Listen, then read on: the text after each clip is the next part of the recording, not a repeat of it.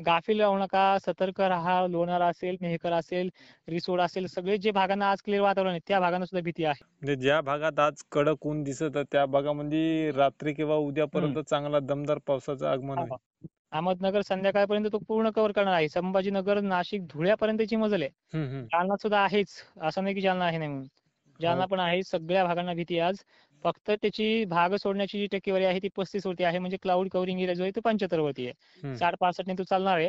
50% भागांना आज तो पाऊस होणार आहे. मराठवाडा असेल, पश्चिम महाराष्ट्र असेल, विदर्भात जरी टक्केवारी कमी असेल ती पण भरून निघू शकते. कारण की निसर्गाचं अजूनही प्रमाण वाढू शकतं. कारण की गरमी तेवढ्या लेवलला आहे.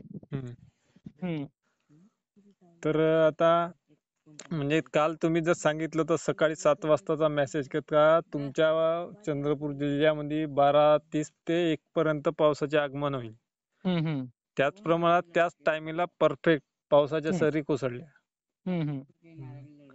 तर आता आज सायंकाळ आज भयानक गरमी आता या परिसरात. कारण काय असतं, हे वातावरण जे आहे ना सिस्टमचे बनलेलं आहे, पूर्ण बाष्पयुक्त वाऱ्यांचं आहे. पाऊस मी पहिली तुम्हाला काय सांगितलंय, ताडपत्री झाकेपर्यंत पाऊस तुम्हाला गाठेल. हो, अशी कंडिशन याची आहे. त्यामुळे सतर्क जेवढं राहतील तेवढं राहा. आपण आजच्या लाईव्ह मध्ये शेतकऱ्यांना एक सगळ्यात मोठा पॉईंट म्हणजे आपण पहिलेही सांगितलंय, विजांचा धोका तुम्हाला 24 तास अगोदर सांगणार आहे.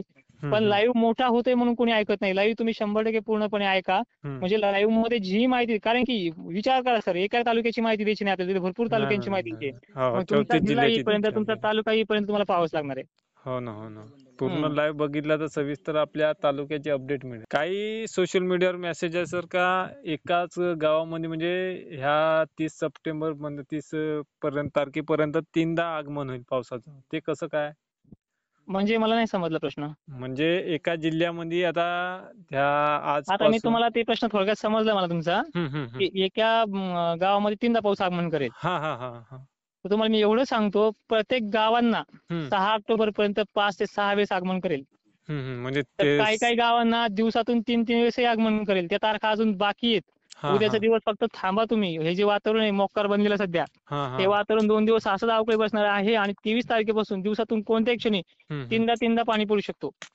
तुम्ही ते 17 तारखेला तुम्ही एक कॉल रेकॉर्डिंग दिली होती, त्यामध्ये सांगितलं होतं की तुम्हाला 21 तारखेला अशी भयानक म्हणजे गरमीचं रौद्र रूप पाहायला मिळेल. तेच परिस्थिती आज आहे. अहो, चिंता वाटते मला परभणीची. परभणी 70% महाप्रलयाच्या तडाख्यात सापडलाय. आज संध्याकाळपर्यंत तुम्हाला न्यूज मध्ये ही बातमी आल्याशिवाय राहणार नाही. परभणी. तिथले सोयाबीन उत्पादक शेतकरी तर संकटातच आहे. हो ना. मी सोयाबीनचा विषय लांबच ठेवलाय. जीव वाचा म्हणतो पहिले, कारण की हे बेकार असतं. हो का? अच्छा. चालेल, धन्यवाद सर. चालेल.